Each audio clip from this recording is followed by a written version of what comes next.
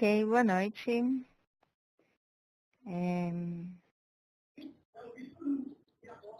Eu vou fechar o microfone de todo mundo, como vocês viram, agora enquanto eu estava colocando o nosso material aqui no nosso programa. Quando vocês abrem o microfone de vocês, acaba entrando muito barulho dentro da sala. Então, eu vou pedir para vocês não mexerem nesse botãozinho vermelho que está do lado do nome de cada um de vocês. Vocês são super bem-vindos a fazer perguntas. Do lado embaixo da lista de nomes tem um botãozinho chamado Raise Hand, que tem uma mãozinha. Vocês podem testar isso agora. Quando vocês apertam esse botão com essa mãozinha, eu vejo uma mãozinha também, aí eu sei que vocês querem fazer uma pergunta. Ok? Quando vocês apertam ela de novo, a mãozinha desaparece. Então, para quem não me conhece, o meu nome é Maia Levin. Eu moro há alguns anos em Israel, mas sou do Brasil. Quem quiser saber mais sobre os nossos cursos de hebraico, eu estou mandando um link aqui para vocês. Para quem tiver interesse, vamos fechar o microfone de todo mundo. E hoje eu queria fazer um grande apanhado de várias perguntas que eu sempre recebo sobre Israel, em algumas coisas interessantes sobre Israel, algumas curiosidades, em especial porque na semana passada, na verdade, no dia 16 de abril, a gente comemorou o dia do Holocausto, eu já vou falar sobre isso com vocês. E na semana passada, no dia 22 de abril, a gente comemorou o dia da memória aos soldados. E no dia seguinte, no dia 23 de abril, a gente comemorou o dia da independência. Então, como essas datas são datas importantes dentro do calendário de Israel, eu queria falar sobre isso um pouco com vocês. E quem sabe a gente vai conseguir assistir esse vídeo que tá aqui. Ah, não, ele tá me falando que ele não me deixa ver.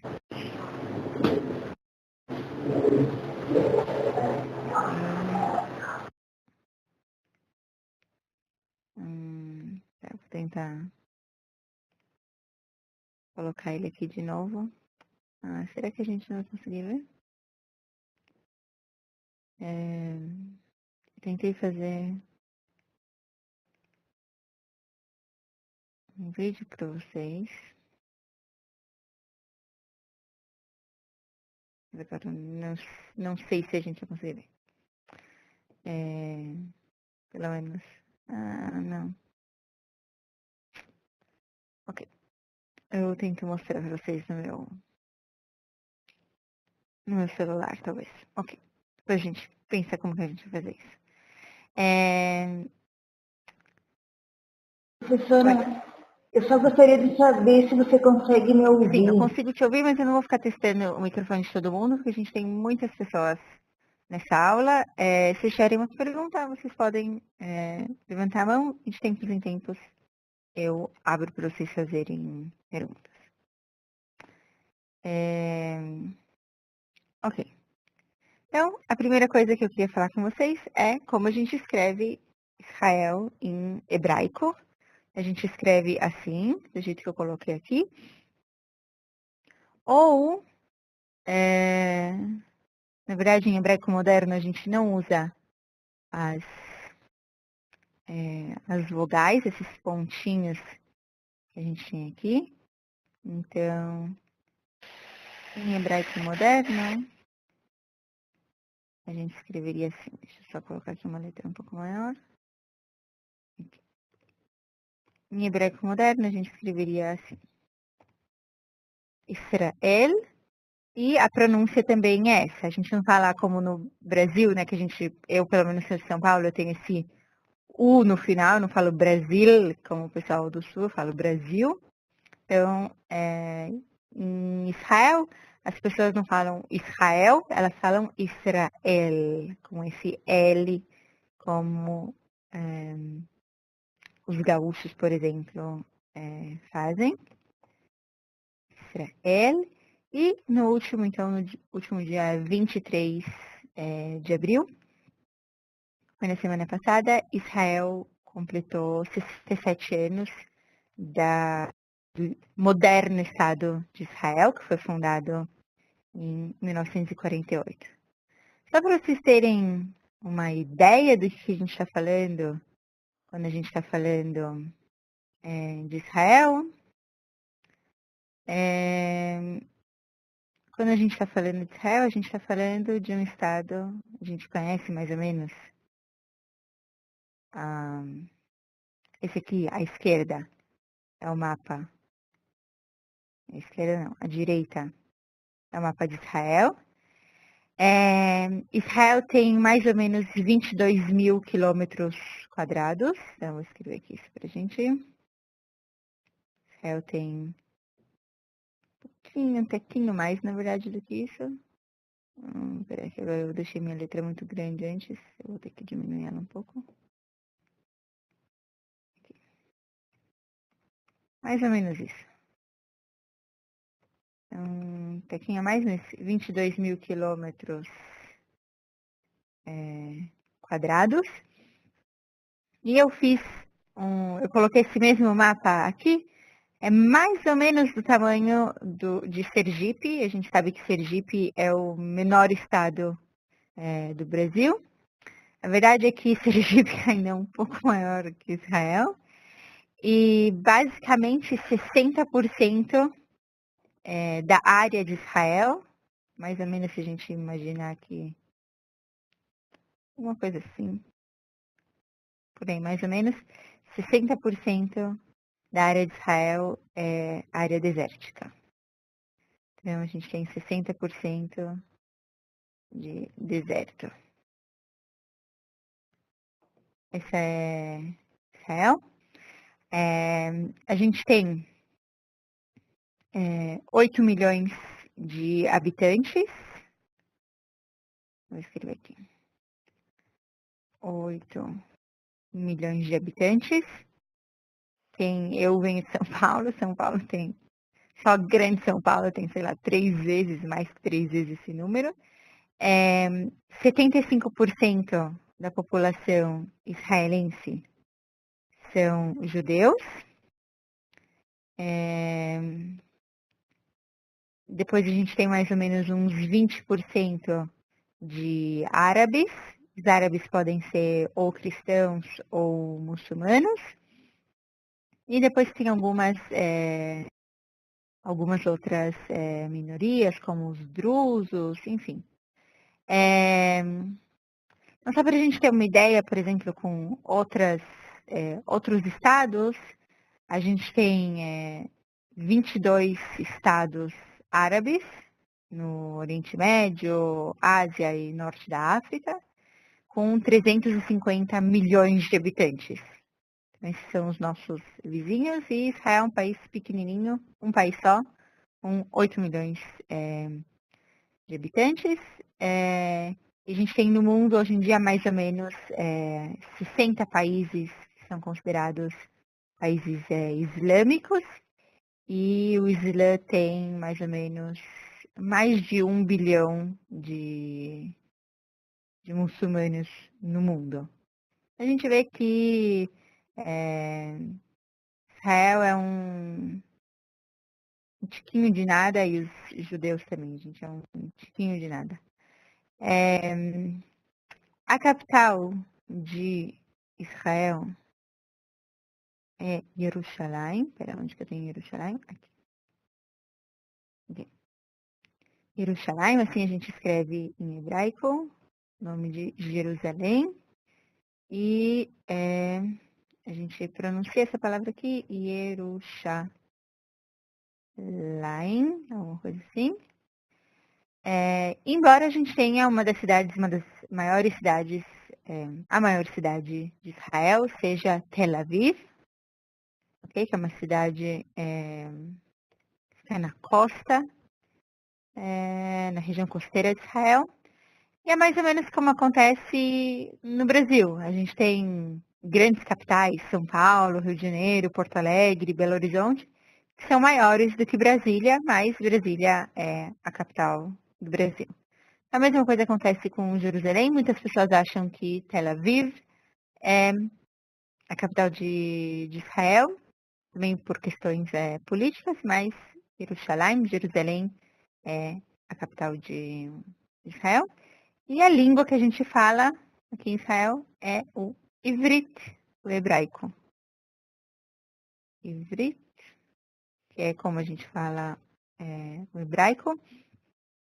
É uma coisa interessante que o Israel é o único país que reavivou uma língua morta. O que a gente considera uma língua morta? Uma língua morta é uma língua que ela não é falada por nenhum povo. Então, por nenhum país, na verdade. E isso é o que aconteceu com o hebraico. O hebraico, por muitos anos depois que os judeus foram expulsos de Israel, depois que o segundo templo foi destruído, o hebraico ele era usado para leitura da Torá, para leitura pública da Torá. O hebraico era usado na hora das rezas, mas não tinha nenhum país cuja língua oficial era o hebraico. E hoje em dia a gente tem, então, mais ou menos 8 milhões de habitantes aqui em Israel que falam hebraico como a língua mãe dessas pessoas, embora tenha algumas pessoas como eu que não falam hebraico como língua mãe, mas tudo bem. Pera, só vou ver, eu vi que tem algumas pessoas. Aqui. Quero saber se vocês têm alguma pergunta até agora, antes de eu continuar. Nicodenis, tudo bem? Tudo bem.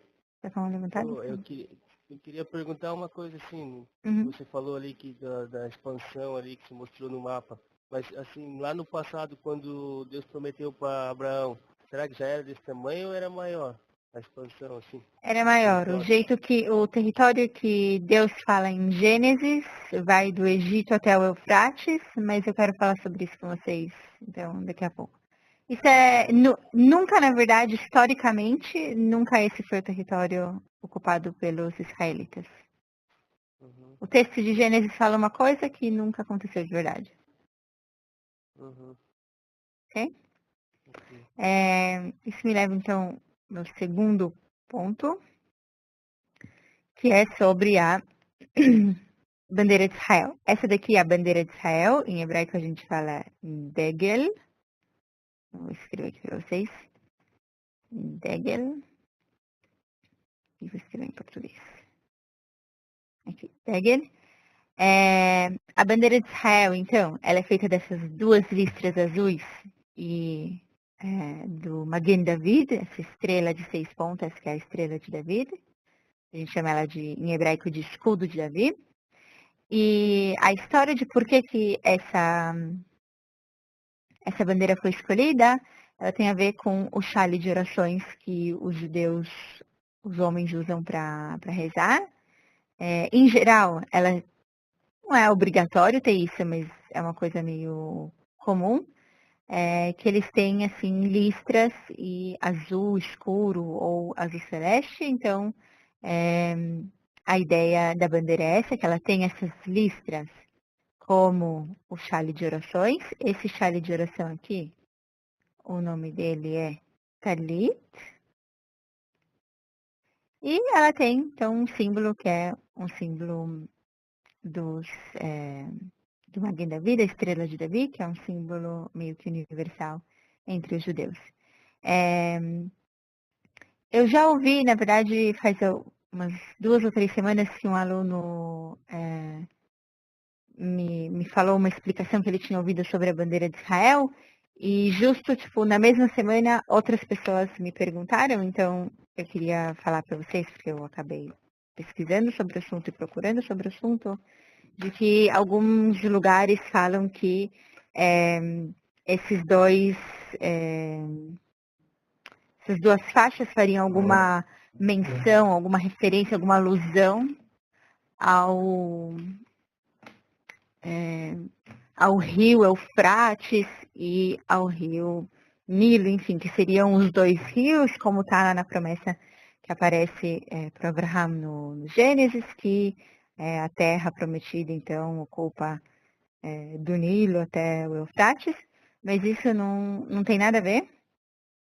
Eu realmente não sei de onde surgiu essa ideia e por que algumas pessoas que gostam tanto de Israel defendem essa ideia.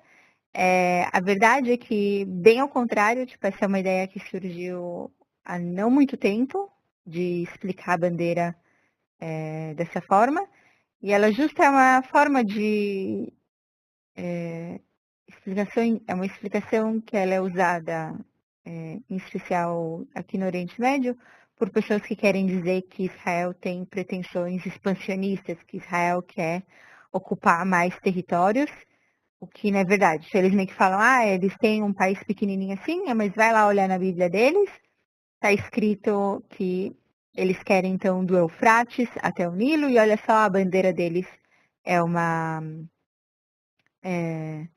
menção a isso. Isso não tem nada a ver. Eu procurei em vários lugares, eu falei com várias pessoas, inclusive com alguns professores da Universidade Hebraica, que eles a matéria, vamos dizer assim, que eles ensinam é da faculdade de Eretz Israel, da Terra de Israel, tudo que está ligado à cultura, arqueologia, história de Israel. E, inclusive, no site da embaixada, acho que até tem essa informação em português, eles dão essa explicação que eu falei para vocês do Talit. Então, acho que se o próprio site do governo israelense dá essa explicação, a gente pode ter certeza que é uma fonte confiável.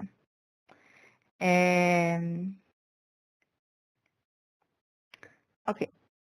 Angélica, você tem uma pergunta? Está com a mão levantada? Alô? Angélica? Oi? Oi. Tudo bom? Uhum. Tudo bom? Sim, tudo bem. Queria saber sobre o Holocausto, as vítimas que foram, do tempo do Hitler, foram mortas, é isso? Foram mortos 6 milhões de judeus e mais uns 20 milhões de russos, eu acho. Foram alguns milhões que foram mortos durante a Segunda Guerra. Então era homenagem a essas pessoas que morreram, então. O quê? A minha dúvida é sobre o Holocausto. Ok. É dessa época? Eu não entendi qual é a sua dúvida, Angélica, desculpa.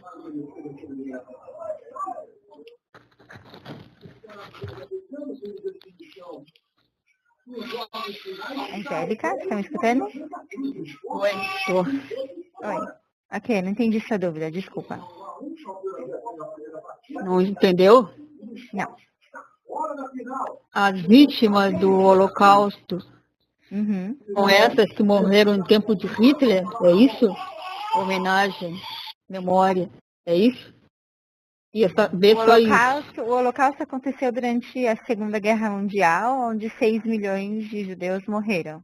Agora, que homenagem? Você está falando de qual homenagem? Memória, sei lá. De memória ao Holocausto, você está falando? Holocausto... Eu não estou te entendendo, Angélica. Eu vou continuar, depois você tentar escrever para mim, eu não estou entendendo do que você está falando. Juscelio, você tem uma pergunta? O território de Israel, ele teve uma, vamos dizer assim, uma conquista daquela colinas do Golã, na guerra de 67.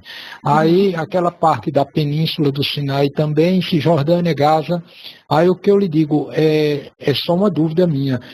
Só foi devolvida a Israel, perdão, ao Egito aquela parte de baixo. Qual é o território de Israel hoje? Compreende também toda Jerusalém, o templo também, Cisjordânia, Gaza, Colinas do Golã e Península do Sinai, não. É só essa minha dúvida em relação a 67, sim. Ok, Gisele. Então, eu tenho vários mapas aqui que mostram como que... vocês sabem que, bom, antes de ser ocupada, de ter o que a gente chama do mandato britânico, que foi mais ou menos entre 1920 até 1948, com a partilha da Palestina, como os britânicos chamaram essa região. Antes disso, quem dominava todo o Oriente Médio eram o Império Turco-Otomano, tanto que no Brasil as pessoas costumam falar, eu não sei o que é turco, o que é libanês, o que é sírio, é tudo turco mesmo. Por que a gente tem essa ideia de que é tudo turco mesmo? Porque realmente antes de 1920 era tudo turco mesmo, todos faziam parte do Império Turco-Otomano, e com o mandato britânico é que se formaram os modernos estados que a gente tem hoje, a Jordânia, a Síria, o Líbano, que até alguns anos atrás, até uns 10 anos atrás, mais ou menos, era controlado pela Síria, a Arábia Saudita, enfim. Então, a gente tem mais ou menos esse território aqui, como eu falei para vocês, que já um pouco para baixo de Jerusalém, vamos dizer alguma coisa por aqui. Mais ou menos isso. Para baixo, para o sul, é deserto, ok? Beersheba já é com certeza deserto, a gente já vê isso inclusive na Bíblia, que para o sul de Beersheba não tem nada, entre aspas, eu já vou falar sobre isso com vocês. Então, essas áreas, e também vocês têm que entender que a gente tem uma cadeia de montanhas que corta Israel de norte a sul, mais ou menos por aqui, alguma coisa assim do gênero. Então, também essa parte leste, essa parte aqui depois da cadeia, vamos dizer, a gente tem essa parte aqui que está do lado do mar, mas esse outro lado aqui, o lado leste, ele também não chove, então ele também é o que a gente tem aqui, o deserto de Judá. Vocês veem que não tem uma área assim que é muito verde, muito cultivável. Enfim, essa área que está em amarelo claro era a área que hoje, vamos dizer assim, a gente tem o Estado de Israel, e a área que a gente tem aqui em laranja eram os assentamentos judaicos. Então, em 1947, a ONU propôs a partilha entre um Estado árabe e um Estado judaico. Então, o Estado judaico seria essa parte laranja e o Estado árabe seria essa parte amarela clara. Se vocês perceberem, a parte judaica ela é basicamente o deserto do Negev, que é tudo que a gente tem aqui para baixo de Beersheba. Essa parte aqui da planície costeira, que hoje em dia a gente tem Tel Aviv, e toda a planície costeira, que é essa parte norte, que hoje em dia é uma área de high-tech. Mas em 1947, basicamente, de Tel Aviv para o norte, a gente tem pântanos, onde tem muita malária. Hoje em dia não, mas em 1947 sim. E aí o que acontece em 1947 é que o Ben Gurion, ele declarou a independência, ele declarou o Estado de Israel, e todos os exércitos vizinhos, o Líbano, a Síria, a Jordânia, o Egito, a Arábia Saudita, são 6 ou 7 países, eles declaram guerra contra Israel. No mesmo dia em que acaba o mandato britânico e o Ben Gurion declara a independência de Israel. E depois dessa guerra, o que aconteceu é que a gente tem mais ou menos essa área em laranja ocupada por Israel. Essa área aqui que a gente conhece como a faixa de Gaza, que eu gostaria que vocês percebessem que ela tem uma fronteira com o Egito e ela também tem saída para o mar. Por que eu estou falando isso com vocês? Porque várias vezes as pessoas falam que Gaza é uma prisão em céu aberto e pode ser que seja verdade, tem alguma verdade nessa crítica, mas se ela é uma prisão a céu aberto, se ela é fechada pelo lado de Israel, que eu não acho que seja verdade, porque água, luz, ajuda humanitária sempre entram pela borda israelense. Ela também tem uma borda com o Egito, que se ela é uma prisão a céu aberto, a borda com o Egito também está fechada, e a gente também pode se perguntar por que essa borda com o Egito está fechada. Eu também já escutei pessoas falando que Israel quer controlar Gaza por causa da água, e a verdade é que, do mesmo jeito que aqui a gente tem uma saída para o mar, a gente tem muito mais Haifa, Tel Aviv, enfim, toda a planície costeira de Israel tem saída para o mar, a gente tem aqui o Rio Jordão, o Kinneret, que é o Mar da Galileia, enfim, água realmente não é o problema aqui, e esse pedacinho aqui, que é o que eu sei que nos jornais no Brasil costumam chamar de Cisjordânia. Cisjordânia, embora ela tenha um nome mais antigo, que é a Judeia e a Samária. E vocês provavelmente conhecem esses nomes da Bíblia. A Judeia e a Samária são os nomes, na verdade, essa região mais norte aqui se chama Samária e essa região mais ao sul se chama Judeia, tanto que a gente tem o deserto da Judeia e tudo mais. Em 67 teve uma outra guerra, e o que aconteceu é que Israel, ao invés de perder território nessa guerra em que fizeram contra Israel, ele ganhou território. Então a gente ocupou as colinas do Golan, aqui no norte, a gente ocupou a Judeia e a Samária, a gente ocupou a faixa de Gaza e toda a península do Sinai, inclusive o canal de Suez. Essa península do Sinai, ela tem uma importância muito grande politicamente falando, estrategicamente falando e economicamente falando. Primeiro porque o canal Suez é o que liga a Ásia com a Europa, com o mar Mediterrâneo, em vez de ter que fazer toda a volta pela África. Pra vocês terem uma ideia, tipo, coisas que vêm dos Estados Unidos, por exemplo, aqui são muito caras em Israel. A maioria, por exemplo, dos carros israelenses são carros asiáticos, da Coreia do Norte, do Japão. Okay? O comércio com a Ásia é mais intenso e muito mais fácil de fazer do que, por exemplo, comércio com os Estados Unidos, que a gente tem esse porto aqui hoje em dia de Eilat. E o Sinai também tem petróleo, coisa que Israel não tem. Então, depois foram feitos acordos de paz com o Egito. Para o Egito, então, Israel devolveu todo o Sinai. Se vocês perceberem, o Sinai é mais ou menos o dobro da área, dobraria a área de Israel. Se Israel, sei lá, é esse pedaço aqui que a gente falou com mais ou menos 20 mil quilômetros, Sinai tem, para a gente estipular que é um pouco mais que 20 mil quilômetros quadrados. Devolveu então todo o Sinai aqui, toda essa parte está em esse laranjinha claro, ela foi devolvida para o Egito quando foi assinado o acordo de paz. Gaza, que estava até então sob o controle do Egito, eles não quiseram de volta, deram de presente para Israel. A gente também pode se perguntar por que isso aconteceu. E a Cisjordânia também, quando Israel assinou o acordo de paz com a Jordânia, ao invés de pedir de volta toda a Cisjordânia, o rei da Jordânia falou, não, pode ficar com vocês de presente de Natal para vocês. E com o Golan, a Síria não reconhece, mas Golan está nas mãos de Israel. E a Síria, internacionalmente, se diz que Israel ocupa ilegalmente o Golan.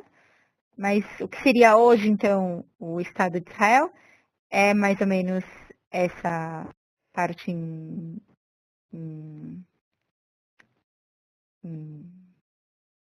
laranja aqui, mais esse pedacinho do Golan, que seria mais um pedacinho aqui assim. E não tem mais nenhum judeu, nenhum israelense da faixa de Gaza. E na Cisjordânia, sim, ainda, a autoridade palestina, existem 3 áreas, a gente chama área B, área A, área B e área C.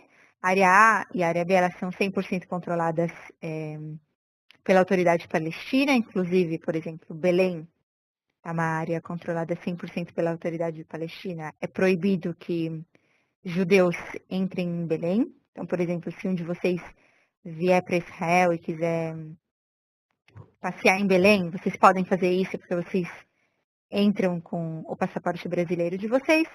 Se eu quiser ir com vocês conhecer Belém, eu não posso, eu sou proibida de entrar em Belém. E tem áreas que são áreas que são C, que na verdade são áreas em que vivem também palestinos, também israelenses, e essas áreas são controladas por Israel. Então, isso aqui seriam o que a gente tem os territórios disputados hoje em dia, que os palestinos querem fazer o Estado deles aqui, e eu sinceramente não entendo o que acontece, porque eu entendo que até o Brasil, por exemplo, já reconheceu que esse é o Estado deles, mas eles próprios não. Eu realmente não entendo o que acontece, como eu tenho uma visão crítica sobre isso, então eu prefiro dizer que eu não. Felicidades aqui no Vasco, título. Mas basicamente essa é vamos dizer assim, a mudança de territórios nos últimos 70 anos em Israel. Deixa eu ver, Marcial, você tem uma pergunta? A escalação até o último minuto. Eu já sabia que ia ser titular durante... Ouvindo o Marcial? Marcial, tudo bem? Tudo bem? Boa tarde, Maia. Eu queria saber a respeito, me ensinaram que o nome de Israel é Ish, de homem, Ra de luta e El de Deus. Eu não sei quem está abrindo o microfone, eu já pedi para vocês não fazerem isso, porque como vocês viram, não dá para ouvir nada do que o Marcial está falando. Oi, Marcial, desculpa. Me ensinaram que Israel vem da luta de Jacó com Deus. Isso. Ish de homem, Ra de luta e El de Deus, é isso? Não. Não? Ele é Deus, Isra é luta. Não tem nada de Ish. Ah, de Ish. De homem não, né? Então é Isra. Isso. Tá. Esse Isri, o Yud, Sim e o Reish tem a ver com luta. Aquele que não é bem lutou, mas não é bem lutou. Mas eu não sei como falar isso em português agora. Tá. Mas deixa eu ver se eu...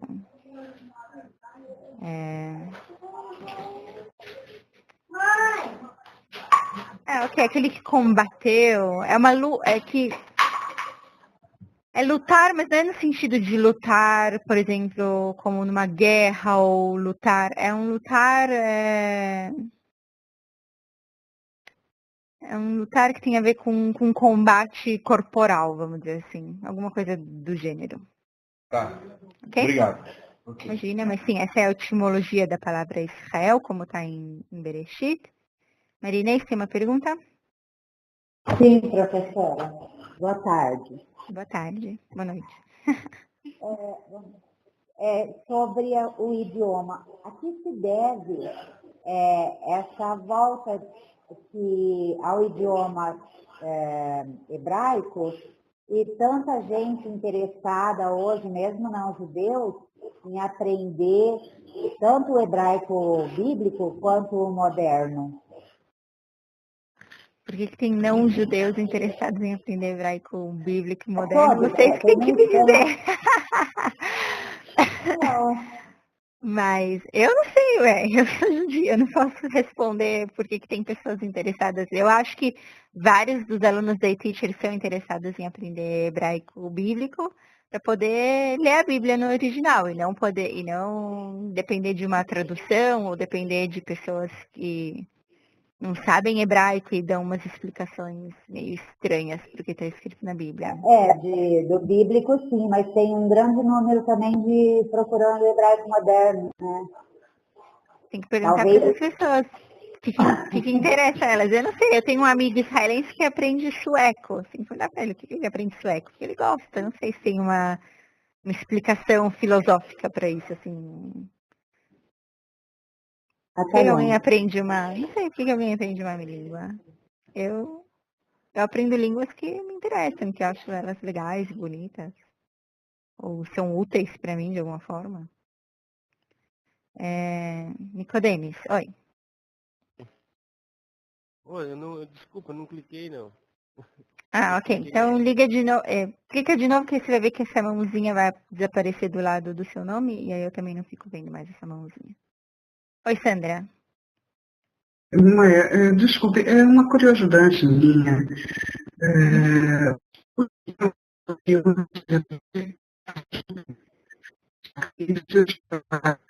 Não tô conseguindo te ouvir, Sandra. Me desculpa, eu tô te ouvindo super cortado. Se você me escrever no chat, eu tento dar uma olhada no que você escreveu. Ou se você tentar, talvez, desligar a sua câmera, que tá super cortado o que você tá falando. Oi, Alice Fene. Alice? Oi. Oi, Alice. Olha, eu entrei agora, a minha mão tá levantada aí, então eu nem tô muito por dentro do que você tá falando. Sem problema, eu só me lembrei que quando eu fui em Israel, eu precisei de um outro guia para poder entrar em Belém. Não, a pessoa foi até um certo... Tá me ouvindo? Tô te ouvindo. Uhum. É a primeira vez que falo com você, apesar de já ter assistido mais de um seminário, mas eu estou entendendo perfeitamente. É muita gente que tem que falar, eu estou iniciando, estou muito curioso com as explicações, às vezes ficar calado é até bom. Mas eu queria só te fazer uma pergunta, já que se trata de curiosidades sobre Israel. Uhum. Por que os judeus, que os israelenses, desculpa, esse nome de judeu parece que não pega mais bem, por que os israelenses, eles, tanto aqui no Brasil, como em alguns países da América do Sul, onde eu visitei, eles usam roupas que já é uma identidade, na hora que se olha já sabe que é judeu. Tanto pela roupa, pelas vestes, como por aquela pecinha que ele usa na cabeça. Isso é por questão religiosa ou é cultural? Então vamos falar, tem duas coisas diferentes. A gente tem os israelenses. Israelense é alguém que é um cidadão de Israel. Uhum. E a gente tem judeus. Judeus são uma religião. Então os israelenses, eles podem ser judeus, cristãos, muçulmanos, ateus, eles podem ser o que eles quiserem. Ótimo. Então, o que está falando são dos judeus, é isso? Que usam uma kippah na cabeça. Que usam, que em português eles chamam de solidel, é isso? E por questão religiosa? Sim, a kippah é o mesmo significado do solidel, ou melhor, o solidel que os padres e o papa católicos usam, tem a ver com isso, né? Solideum quer dizer acima somente Deus. Solideum é uma palavra que vem do latim. E o significado da kippah é essa, é um significado religioso de pensar que acima da pessoa tem apenas Deus.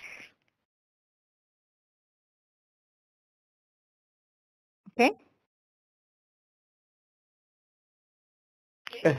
Sim, eu tinha uma curiosidade muito grande quanto a isso, porque como eu nunca visitei Israel e agora é meus primeiros contatos com vocês, com a cultura, eu pensava que todo israelense, que, assim, descendente de judeu, eram religiosos. Eles praticavam a religião. Ok, então eu sempre falo isso para os meus alunos. Se eu sair agora em São Paulo, for para a Avenida Paulista, que é uma das maiores avenidas em São Paulo, e perguntar para alguém, o que está escrito em Mateus capítulo 1? Você acha que todo mundo vai saber me responder?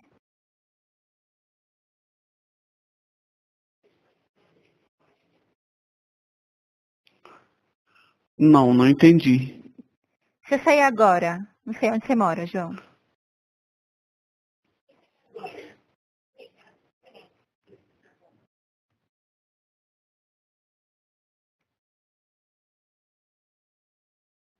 João, você está me escutando? Estou demorando para o João escutar. Eu quis dizer o seguinte, da mesma forma que no Brasil nem todo mundo é religioso, em Israel nem todo mundo é religioso. Na verdade, a gente tem mais ou menos 10% da população que se considera ortodoxa, mais ou menos uns 50% da população judaica, né? Que se considera tradicionalista. Esse tradicionalista seria mais ou menos um católico não praticante, eu diria. Ok? Católico não praticante. Não sei, essa é uma forma que eu estou tentando explicar para vocês o que seriam esses tradicionalistas. E a gente tem mais uns outros 40% que não são religiosos. Alguma coisa assim. Talvez seja mais que 50% das pessoas que se definem como tradicionalistas, mas pessoas que se definem como religiosas, na verdade são 10% só da população de Israel. Tanto que Israel não é um estado religioso, nós somos um estado laico. Nós temos um regime parlamentarista. Parlamento. A gente teve eleições agora há pouco, então a gente ainda não... Provavelmente quem vai ser o primeiro-ministro novamente é o Benjamin Netanyahu, mas ele ainda não fechou o governo dele.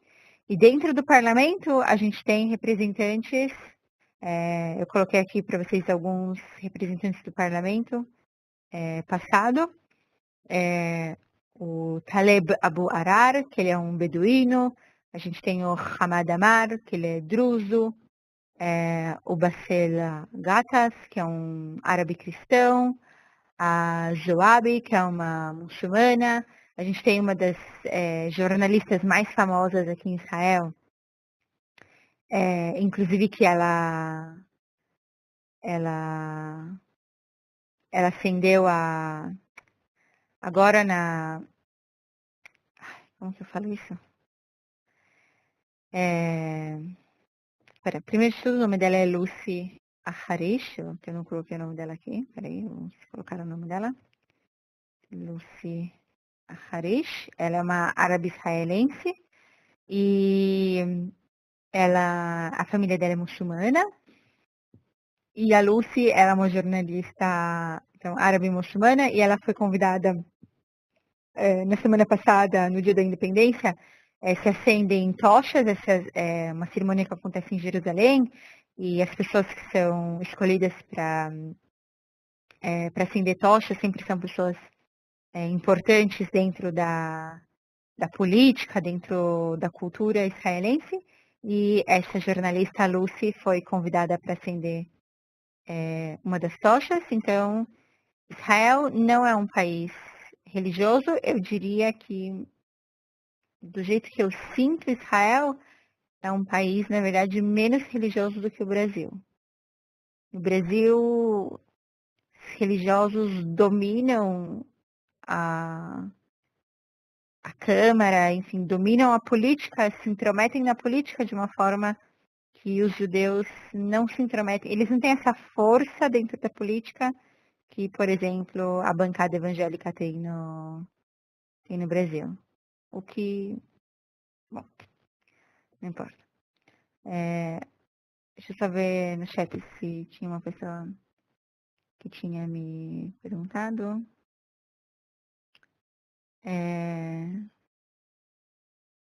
Ok, a Sandra tinha perguntado, ela falou, né, antigamente se faziam sacrifícios no templo de Jerusalém para pedir perdão pelos pecados, não era exatamente para pedir perdão pelos pecados, mas ok. E no momento que não há mais templo que é feito, não é feito nada. Ninguém faz sacrifícios fora do templo, isso é proibido dentro do judaísmo. E os sacrifícios foram substituídos pela reza que se faz nas sinagogas. Pelas rezas e pelos atos de caridade. É assim que o judaísmo vê. E não existe templo já há mais de 2.000 anos. Há mais de 2.000 anos, não. Pouco menos de 2.000 anos. O templo de Jerusalém foi destruído e nós somos proibidos de trazer qualquer oferenda que não seja no templo de Jerusalém. Oi, Angela. Maia, eu só queria até responder uma pergunta que alguém fez de pessoas que querem estudar o hebraico. Eu estou fazendo curso. Estou tendo muita dificuldade, mas estou adorando. E a gente quer aprender. Eu já estive em Israel em 2013, pretendo voltar, por isso que eu também estou aprendendo. E a gente tem sempre muito, eu acredito que as outras pessoas que estão no curso com a Zé Rava também estão gostando e estão tendo, a gente percebe as dificuldades são iguais, porque realmente é uma língua difícil, porque não tem os vogais e tal, mas e a gente aprende porque a gente tem essa curiosidade de saber sobre a história e sobre a terra que Cristo viveu, nós católicos que temos como Cristo como nosso Salvador. É muito curioso, a gente fica curiosa de conhecer, de saber mais sobre isso. E depois do curso de hebraico moderno, conhecer melhor a Bíblia em hebraico, né? Então a gente tem a gente faz o curso por isso. Eu sempre tive a curiosidade de conhecer Israel desde criança, quando vi os filmes. Eu consegui realizar esse sonho e pretendo voltar. Então, estou querendo aprender um pouquinho mais. Eu acredito que as outras pessoas também estão aprendendo por isso. Ok, ótimo. Muito obrigada, Angela. Tá vendo? A gente conseguiu, então, a resposta, porque alguém estuda hebraico moderno. Fora o fato de que caiu uma pedra na cabeça da Angela, ela tá meio doida.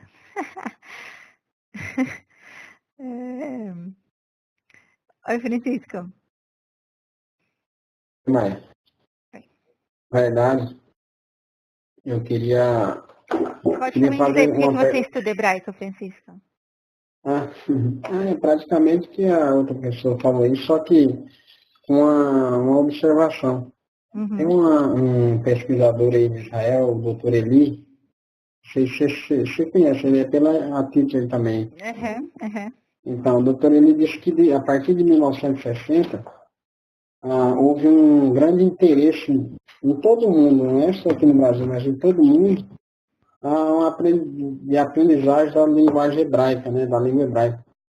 E aí ele faz uma menção sobre os dias de Jesus, né, até falando sobre aquele curso que ele está dando, e aí ele faz menção sobre a abrangência do judaísmo da época de Jesus. Qual curso que ele está dando? Eu não conheço direito os cursos do professor Eli. Ele está dando um curso, na verdade... Ele fala sobre o Novo Testamento, mas ele explica a base judaica do Novo Testamento, alguma coisa assim, não é isso? Então, ele tem dois cursos. Um é a base judaica do Novo Testamento e o outro é a... Eu esqueci o nome agora, mas ele fala sobre o judaísmo, a influência do judaísmo na literatura cristã, uma coisa assim. Ok. Então, aí ele fala que ele atribui essa Jesus, o outro curso dele. É o outro curso? Assim, o judaísmo de Jesus. É isso mesmo. Jesus. Legal. Então, é bem interessante. Eu não estou fazendo esse curso, mas eu gostaria de fazer. Então, assim, ele atribui isso aí, e isso é uma matéria que ele me manda, que eu tenho ele manda para mim, entrei na sala lá, ele manda para mim, sempre ele manda uns e-mails, e um desses e-mails falou que o interesse ele atribui a isso, ao despertamento do conhecimento do judaísmo. Né, como foi na época de Jesus. Na época de Jesus, a gente estudando, a gente vê que a religião predominante era o judaísmo. Né? Apesar na questão política era Roma que dominava, mas a questão religiosa era o judaísmo. Era muito forte o judaísmo naquela época. Então, na verdade, ele atribui a isso. Né? E eu particularmente, sempre tive uma paixão muito forte pela língua hebraica. Todas as vezes que eu tive contato assim, em ouvir uma canção, e quando eu olhava a Bíblia judaica, assim, a Bíblia hebraica, sempre dava um desejo muito forte de conhecer. Então, eu acho que isso é questão pessoal de cada um, né? Uhum. Legal. Muito legal. Muito obrigada, Francisco. Uhum. E a minha pergunta era a seguinte. Tá. Minha pergunta era sobre a questão do Império Otomano, Turco Otomano. Uhum. Eu vi uma reportagem aqui, esses dias no Brasil, que fez 100 anos de um genocídio que houve, não sei se você Genocídio sabe. armênio. Uhum. Então, assim, ficou meio obscuro, eu não consegui compreender quem que eles mataram, aonde. Os armênios. Os armênios da Armênia, é. Ah.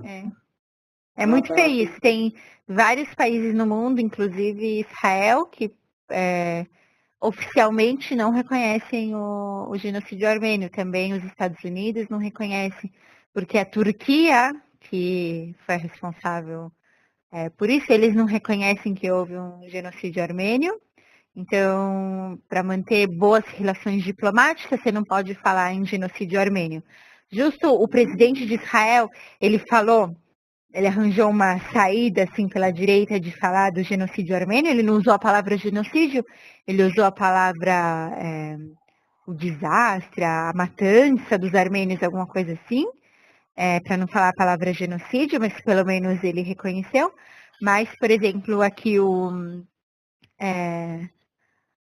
Museu do Holocausto, que tem em Jerusalém, que é um museu dedicado só para falar das vítimas do Holocausto da Segunda Guerra Mundial. Essa semana, por exemplo, eu recebi um boletim deles falando sobre o genocídio armênio. Então, é uma coisa que talvez o Estado oficialmente não fale, mas não é alguma coisa que os israelenses ou os judeus neguem ou alguma coisa assim. Eu achei bem legal receber esse boletim do Yad Vashem, que é o Museu do Holocausto em Jerusalém, falando do genocídio armênio. Uhum. Mas vale a pena procurar mais coisas, sim, infelizmente. Eu vou procurar, né? Uhum. É título de conhecimento, né? Sim, é uma coisa que não se fala muito, exatamente porque, não sei, acho que os judeus estão mais espalhados e a gente tem uma coisa que as pessoas às vezes reclamam um pouco que os judeus só falam do Holocausto.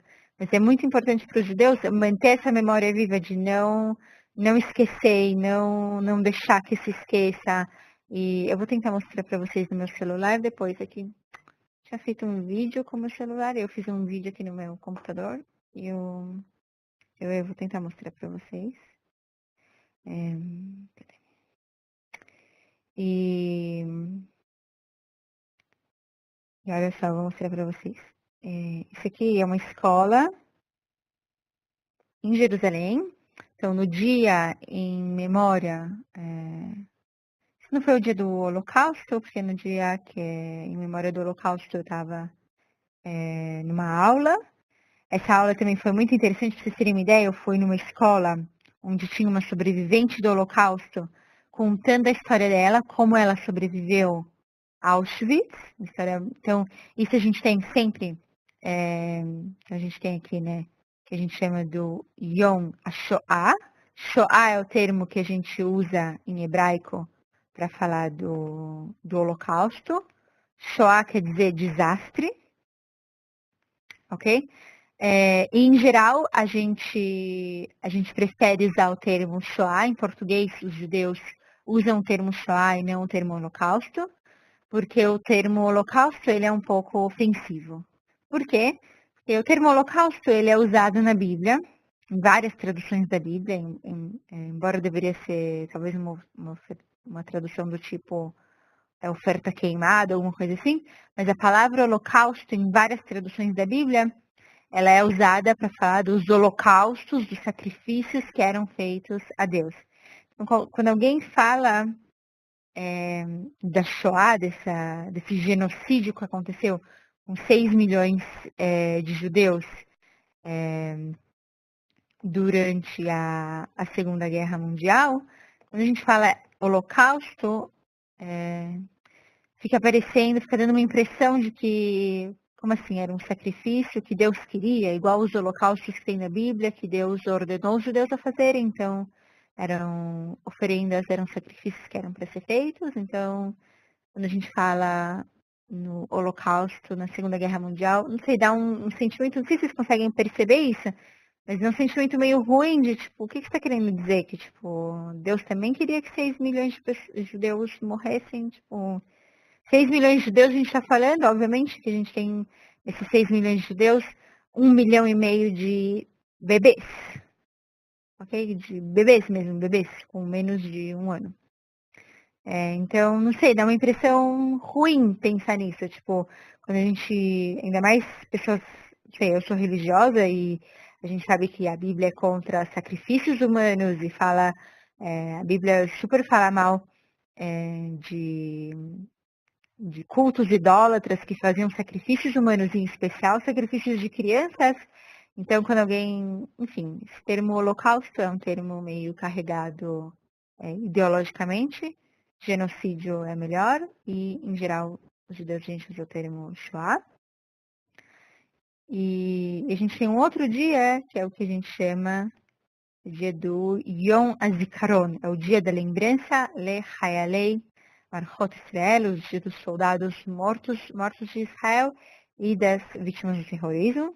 Então, uma das coisas que acontece nesses dias, tanto no Yom HaShoah, tanto no dia em memória a Shoah, quanto no Yom HaZikaron, é essa sirene aqui. E quando a sirene toca, todo mundo fica em silêncio e faz 1 minuto de silêncio. Então, vou tentar mostrar para vocês o filme no meu celular. Vamos ver se a gente consegue ver. Primeiro de tudo, deixa eu ver. Você vai girar aqui? Você vai... Não, ele não vai querer girar para mim, então eu vou tentar mostrar para vocês aqui.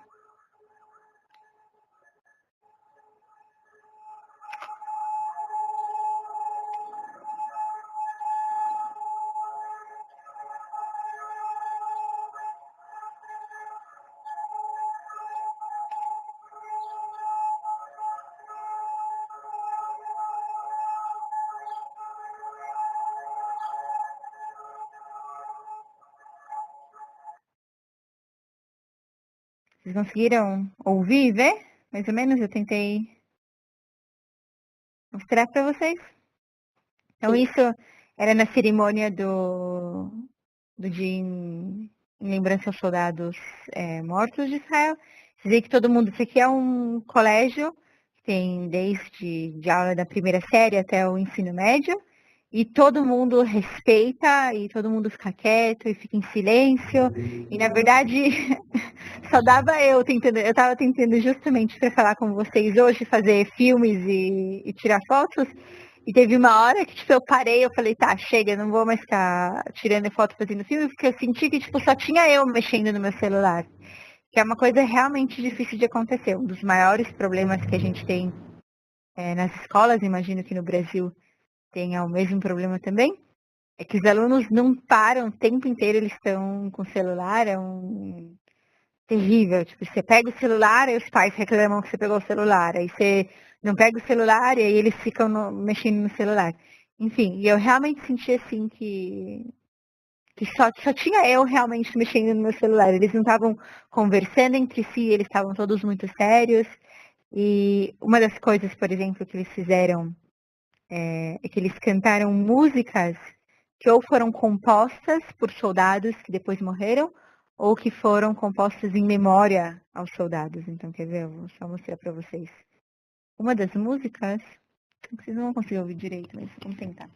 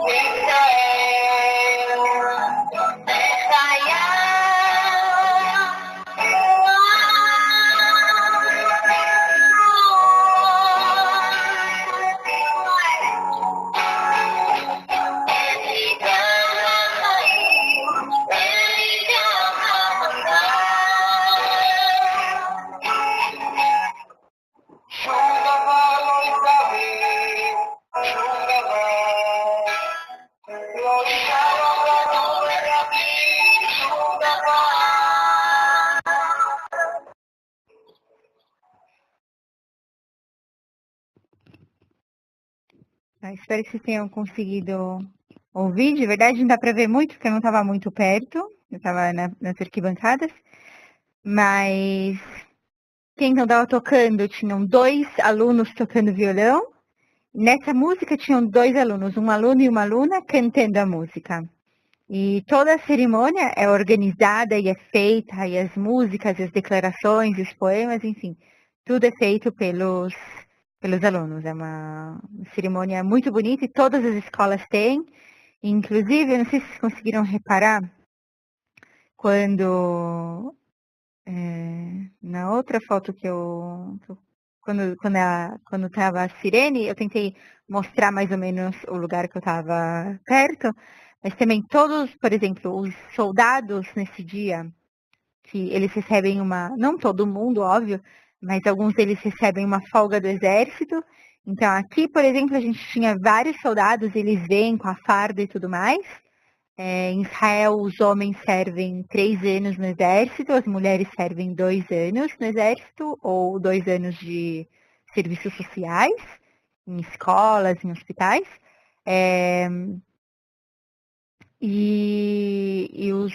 Então, esses soldados, eles voltam. Então, aqui a gente tinha vários alunos que se formaram nessa escola, que eles vêm participar dessa cerimônia. Então, de novo, é uma coisa que todo mundo realmente respeita muito. Isso é muito bonito, porque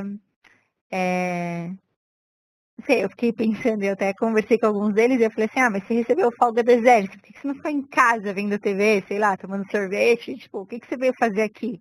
E eles olhavam para mim com uma cara assim, tipo, do que você está falando, sabe? É uma cerimônia séria, claro que a gente ia vir aqui. Se o exército liberou a gente para vir aqui, por que a gente ia ficar em casa? E eles me faziam assim uma careta de não estava entendendo do que eu estava falando. Eu olhava para eles e falava, mas como que o exército sabe se estão aqui ou não estão? Não sabe, precisam ficar em casa.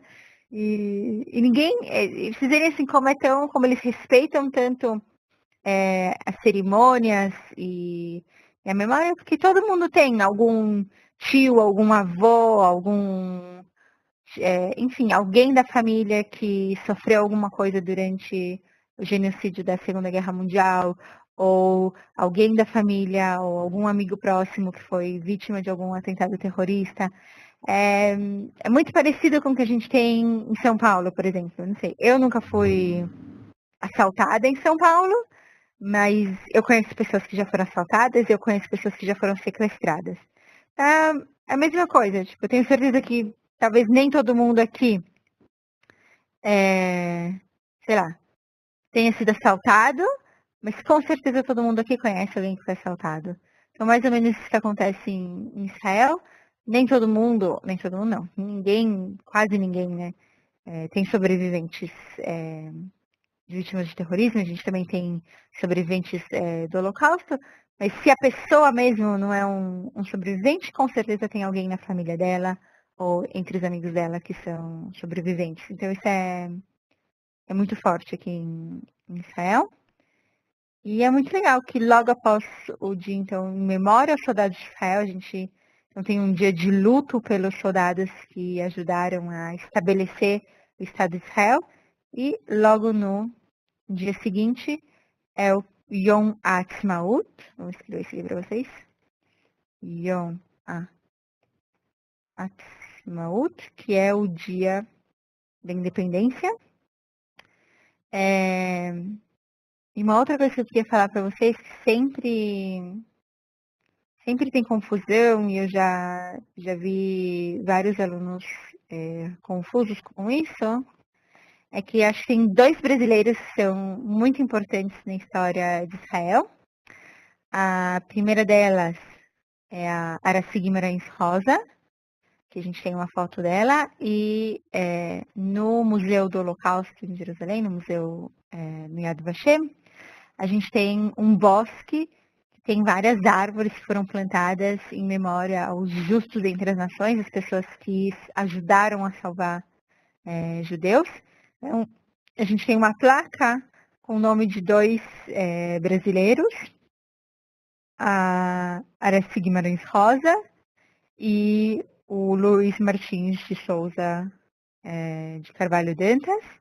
Eles são 2 brasileiros que ajudaram a salvar judeus. A Aracy Guimarães Rosa era casada com um diplomata brasileiro, o Guimarães Rosa, que a gente conhece ele como escritor.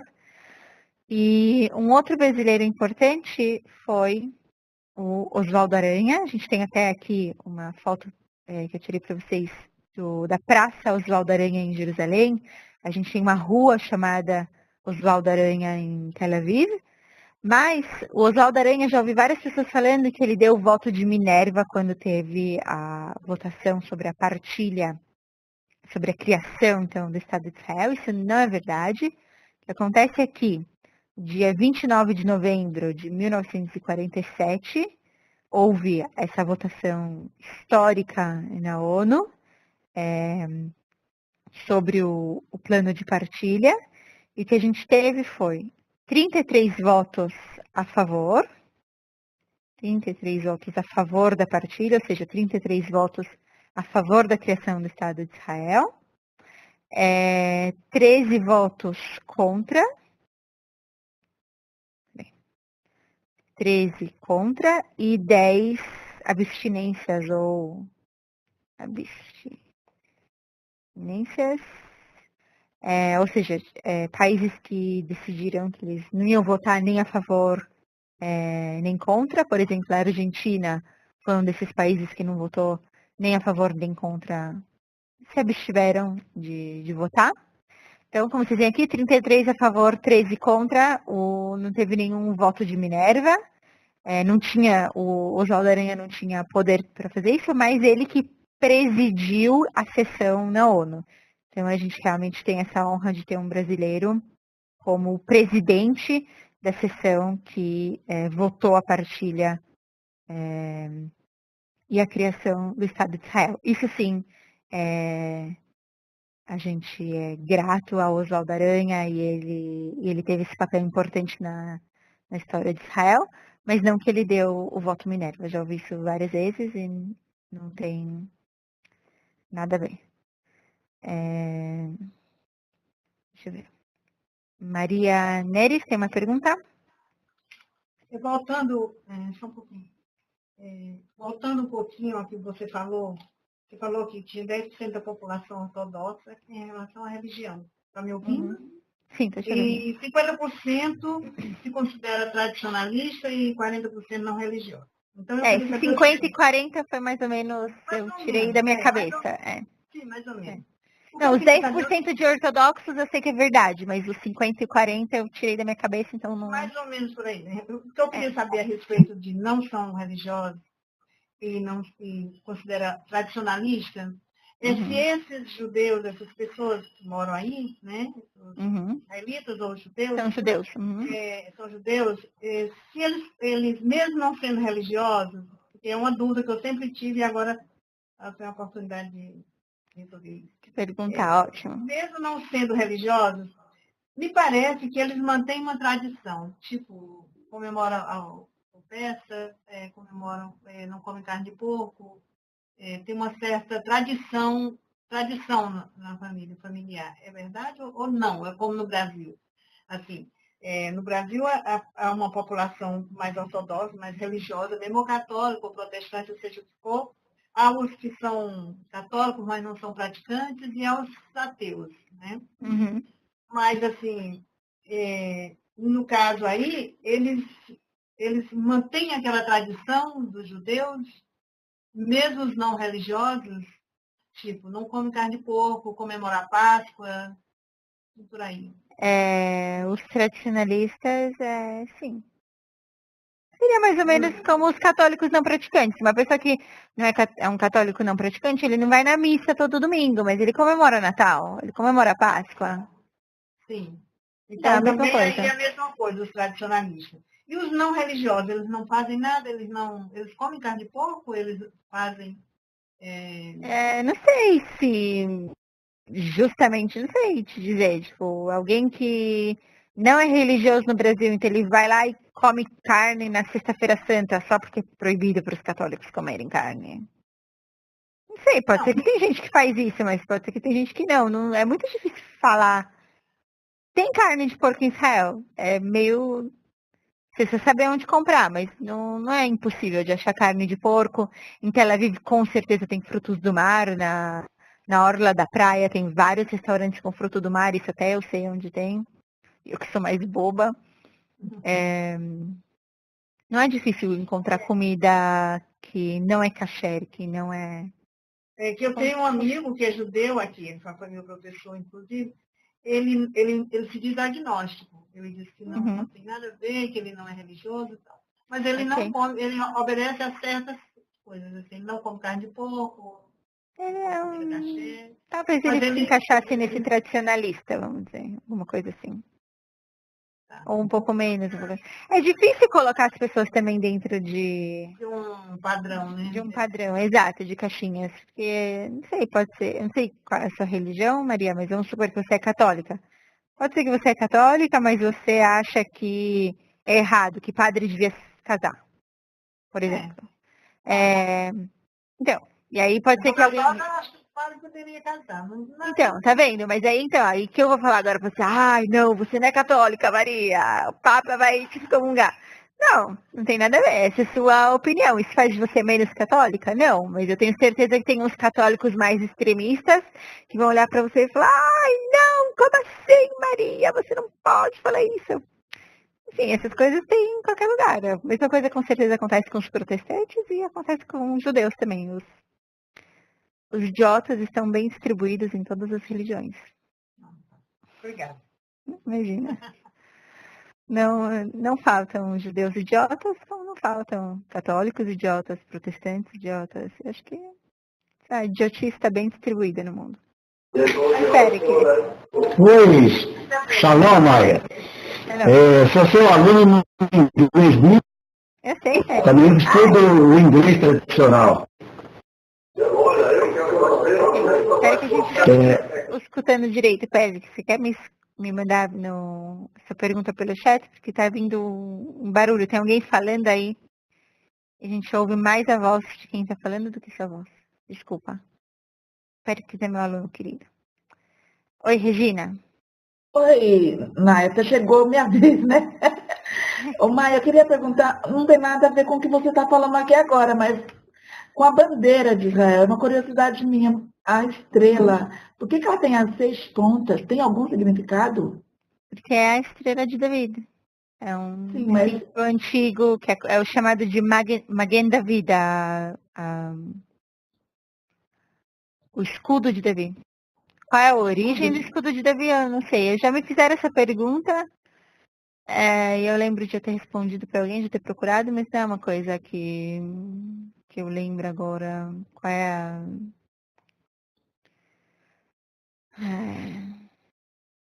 Eu sei que tipo, é um símbolo judaico, é considerado entre os...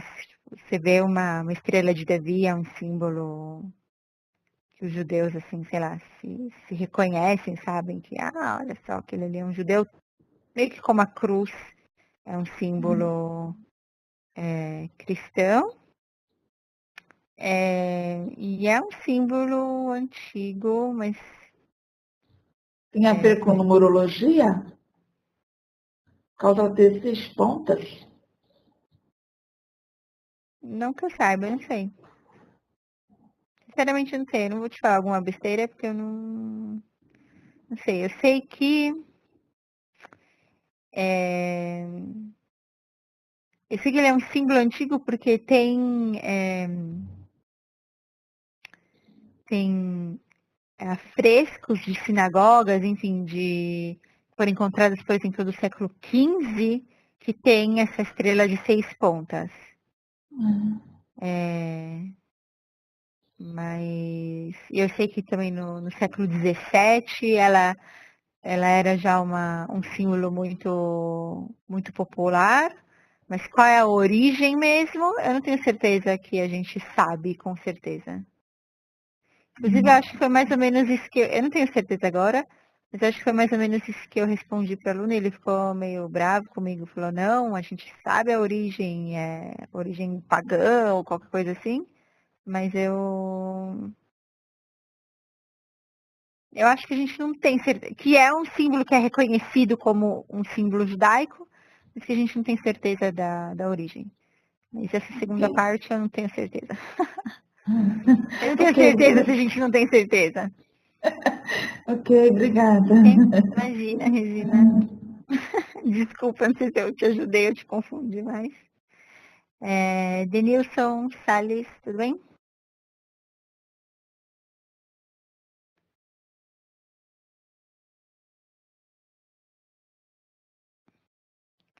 Eu não entendi.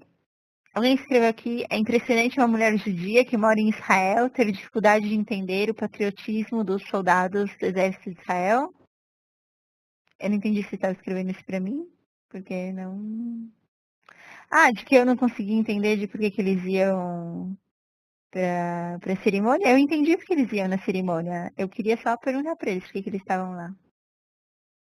Eu não tenho dificuldade. Aliás, nenhum judeu, nenhum israelita é 100% perfeito e patriótico e tudo mais. Isso é um... Eu justo acho, Jovina, eu vou fazer uma crítica à sua crítica à Bíblia. Você falou, então, agora eu entendi o que você quis dizer.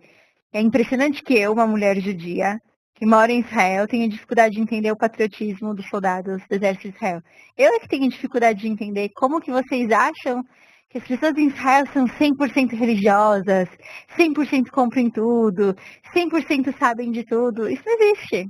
Não existe. As pessoas em Israel, elas são pessoas de carne e osso, como as pessoas no Brasil. E a gente tem pessoas preguiçosas aqui também, a gente tem pessoas que trabalham muito duro.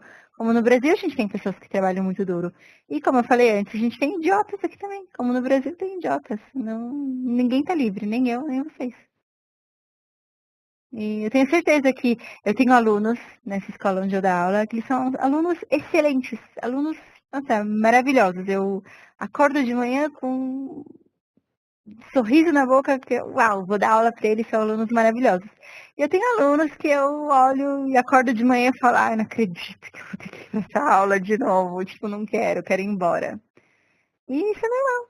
E tenho certeza que no Brasil, tenho certeza que eu tenho amigos professores no Brasil, tem alunos maravilhosos, tem alunos que são menos interessantes de dar aula para eles. Do mesmo jeito que tinha dias eu como aluna, eu lembro disso, eu sempre fui uma aluna dessas assim que tira 10 em tudo. Tinha dias que, uau, eu queria muito ir para a escola, e tinha dias que, pelo amor de Deus, não me tira da minha cama, não quero sair daqui. Não existe não sei, esse povo perfeito, essa nação perfeita, isso não existe. Nem aqui em Israel, nem na China, nem no Brasil. Não sei, essa é a minha opinião, pelo menos. Vocês podem achar que existe, eu não vejo assim. Oi, Silva João. Tem uma pergunta? Um comentário, uma reclamação?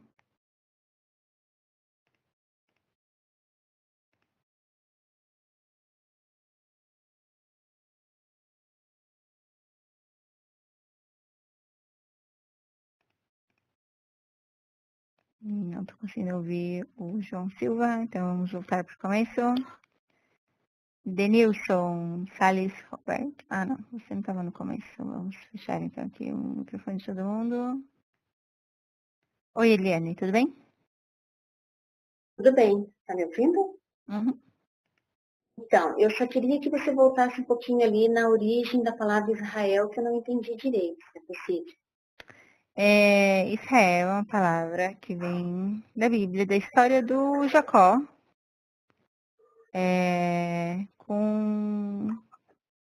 ele luta com um enviado do Eterno. Sim, e aí isso, que está lá em... Então, você dividiu a palavra Israel, né? ISR quer dizer luta. Isso. E, na verdade, é aquele que prevalece. Não é só aquele que luta, é aquele que prevalece. E ele é um dos nomes usados para se referir a Deus. Então, Israel é aquele que prevalece sobre Deus, aquele que lutou com Deus, alguma coisa do gênero.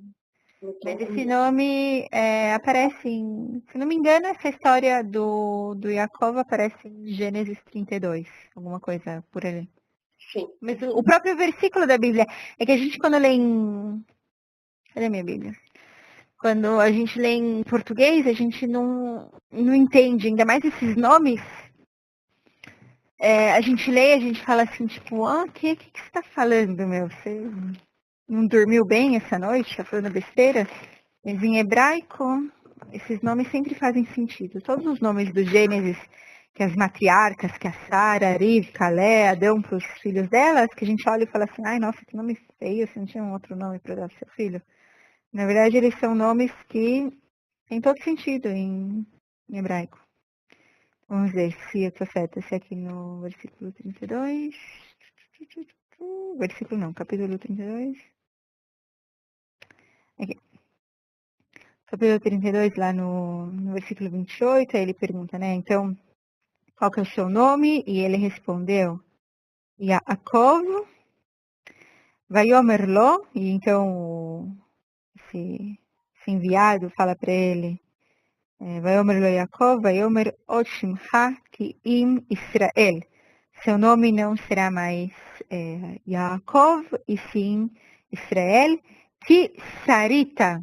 E aí tem aqui, Samech Reish, é o verbo. Então, esse Sarita, porque você lutou, porque você prevaleceu im Elohim, com Deus, ve'im Anashim, e pessoas vatuchal, e você com homens, e você os triunfou sobre eles, e você os venceu. Então, o próprio nome, se vocês verem, então, estou aqui no Gênesis, capítulo 32, versículo 28. O próprio versículo fala isso pra gente. Aqui em português não faz sentido. Seu nome vai ser Israel porque você lutou com Deus. Você fica assim, né? Ok. Mas em hebraico faz sentido. Seu nome é Israel porque você Sarita, esse tá no final é a conjugação de você. Então, você Sar, você lutou com Sari, Israel, Sari, contra Deus.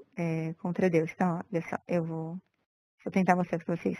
O verbo que aparece aqui, conjugado, ele está assim, tá? Sendo que essa última letra aqui é a conjugação para você. Então, tá vendo? Tem aqui Yud Sim Reish, Yud Sim Reish, e as primeiras letras aqui também é Sim Reish, e depois o Yud, que vamos fingir que ele não está aqui.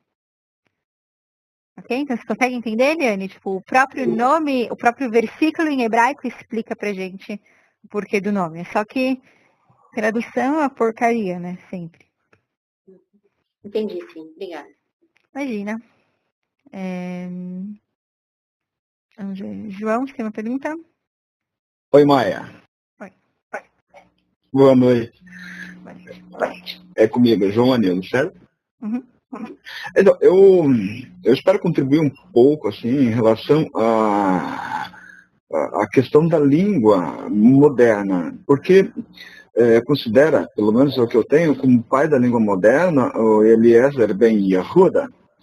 É isso?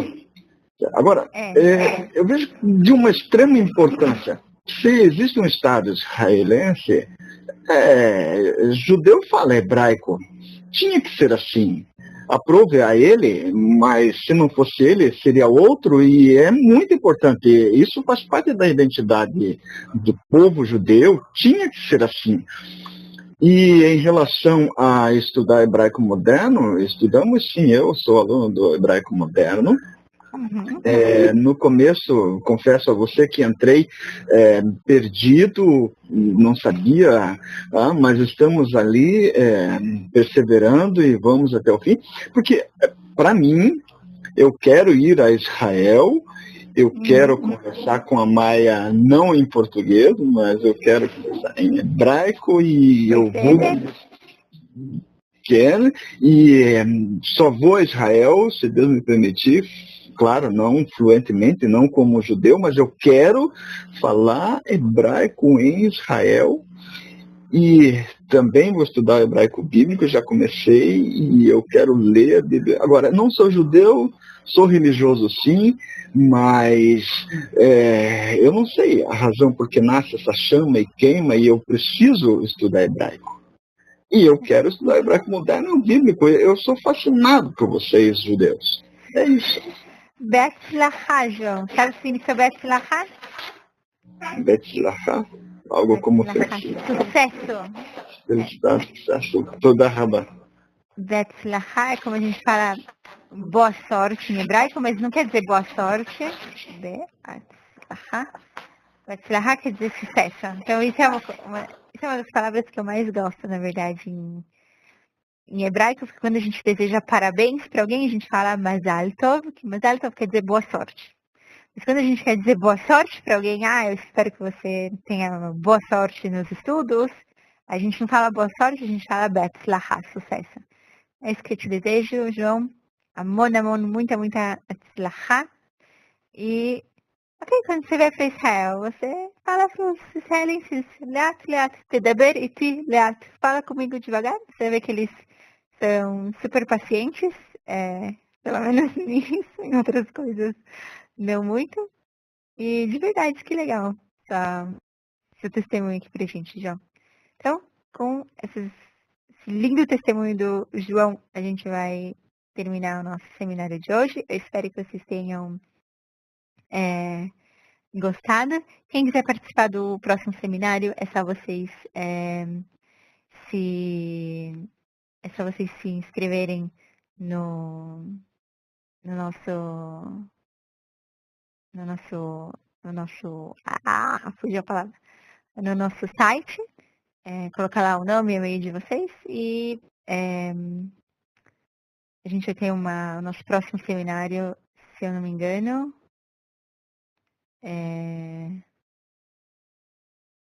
deixa eu ver quando que a gente vai ter. A gente agora em 27 de abril. Não, 26 de abril para vocês, para mim que é dia 27 já. Sim, vai ser no dia 10 de maio e depois o nosso próximo seminário, eu acho que vai ser no dia 17, não no dia 24. No dia 24 com certeza a gente não tem, eu só não tenho certeza ainda se no dia 17 a gente vai ter um seminário ou não. Então, próximo no dia 10 de maio e talvez no dia 17 a gente tenha um seminário. Então, uma boa semana para vocês e espero que vocês estão no próximo seminário. Tchau, tchau. Tchau. Shavuot Tov, Maia.